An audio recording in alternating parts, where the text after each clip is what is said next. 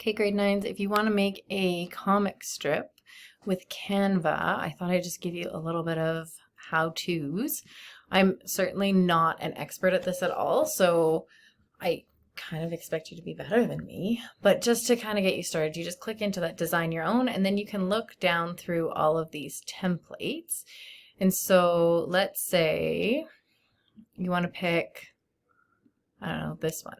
And then you can either apply all 3 pages. So then you can just come in here and it's already done for you, and you can just change the text through here.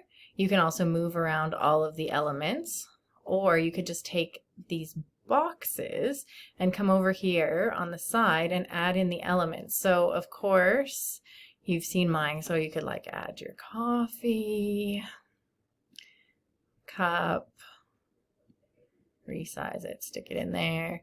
Maybe add this little monster-y person because they're super cute. And okay, so the other thing is, if you look over here, see this little pro at the bottom? So pro means you have to pay for it.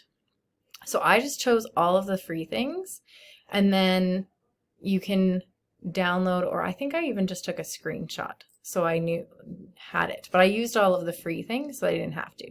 You can look up here for like different things like banners, or oh, look at how cute this is. So you can just add all of this stuff in here. This could be like a necklace for my monster. So cute. So little things like that is just how you do it. You can go on the side here if you want to add in your text.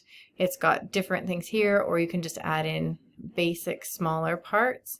You can, I don't think you should add in audio because I'm not sure how that would come through. You can add in photos, you can upload your own thing, you can add in different templates. All of these things are here for you, different backgrounds. So play with it, have fun. Make sure you're getting all of the different changes that you want to have, or all of your different energy transformations that you need in there. Read the rubric. You'll do great.